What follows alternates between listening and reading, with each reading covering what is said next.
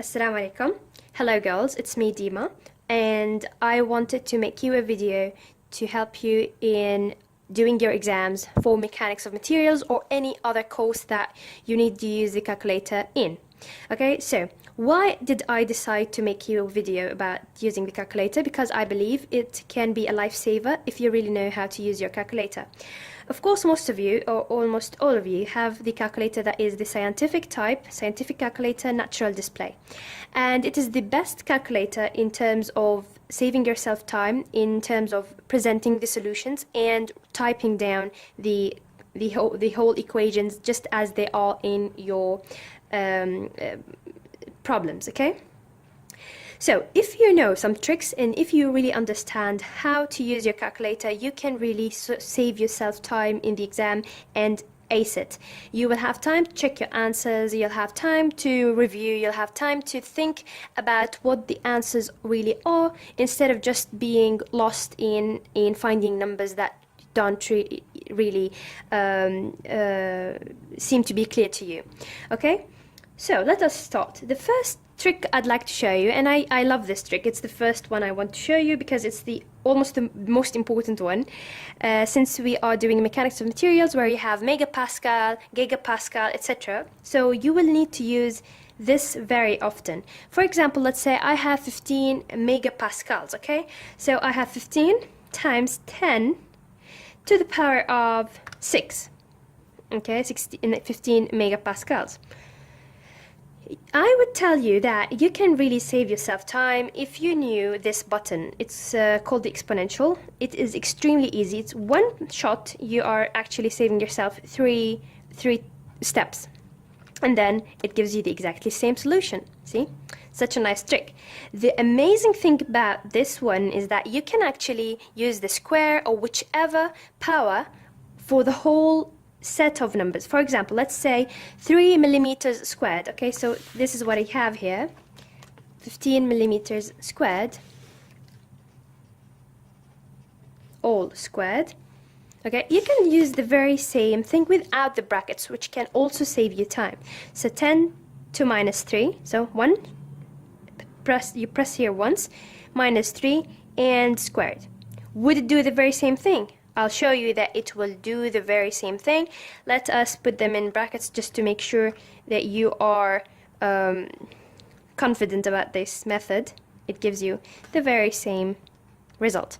So this saves you a lot of time if you knew that you can actually use all these buttons while being confident that they will give you the very same answer. Another thing I would like to show you is this button, which is the fraction button. Some of you would write this equation here.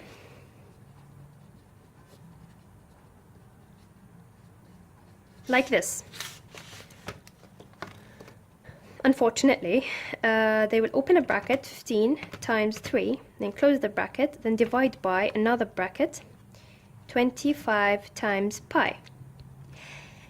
See these brackets, 1, 2, and then this, then 3, 4, and then this multiplication. You can save yourself time if you do this. You put this fraction, okay, and then you have 15 times 3 up, and then you move down, and then you say 25 pi. That's it. 25 pi without the multiplication. So you save yourself time in two ways. You saved yourself the time to type the brackets here, and you saved yourself time to type the multiplication sign. It all, again, of course, gives you the very same answer. The third trick I'd like to show you is typing this 1 over 25, for example, times 3, or let's say 1 over 39. Okay, so you would do this if you were using the old method that you would use. You'd say 1 divided by 39. Okay, or if you're using this, you say 1 over 39. However, you would save yourself time if you said 39 to the power of minus 1. It gives you the very same thing. 25 times 3, inverse. So, of course, again, this will also save you a lot of time. Let's say, for example, we have an answer, long, for example, 25 times 3 plus 5. Okay, this is a clever calculator that I will show you how it does this without the brackets, okay? But first I'd like to introduce a new thing for you. Let's say we have squared or cubed here. Then you know that you have a button that can also save you some time. For example, 25 times 3 plus 5 is equal to. Now, you don't really have to apply the brackets here, just like in the previous calculators that were a little bit less clever than this one. You don't have to do so. It already is. It's already designed to put brackets or start doing the multiplication first, then do the addition. So it's just like your brain. It doesn't really need to be introduced with the brackets. And the other thing I'd like to show you, the answer is given by 80, and you can square it using one shot here. Some of you, unfortunately, still don't know that they can do so, and then they have two steps in applying this one, which is the power, and then they use whichever power. But if you're using this power, 2 or 3, you already have it over here. So it's either, for example, 25, shift, you get cubed, or 36, for example, squared, and get it immediately squared. Okay? This is another trick. Same thing goes with this. Some of you would go, for example, 2, and then would insert the number inside. However, you would also use this one, which is easier, and if this is already squared, if you want cubed, you would use the shift and then the same button and give you the cube. I will introduce two buttons to you, which are the ENG and the SD.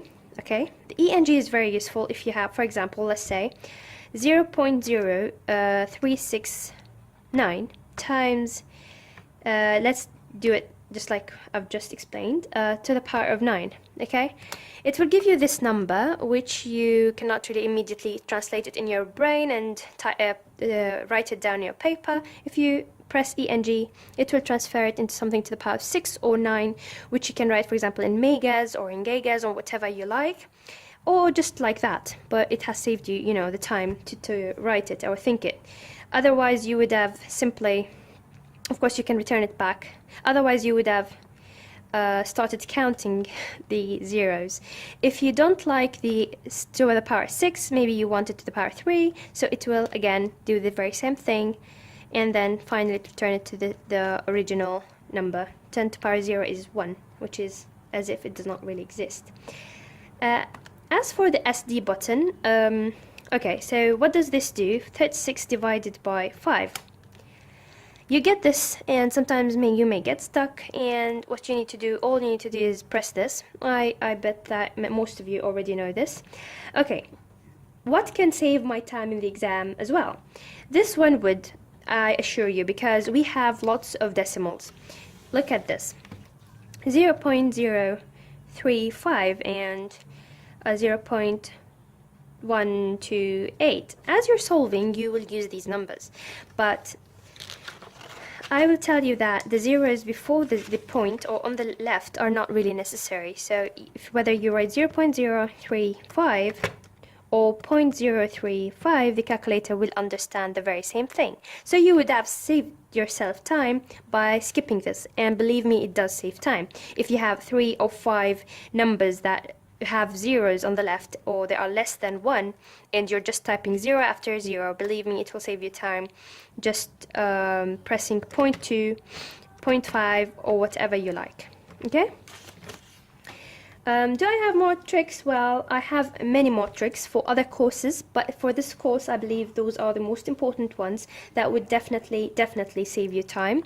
And I hope this video was useful and helpful. You can watch it whenever you like, you can repeat it, you can write down the notes from the video, and I like this method of teaching or tutoring, which is using a YouTube video. This is why I'm using this method, and I hope in the next videos I'll be solving problems. But first, I thought the most important thing is that you have a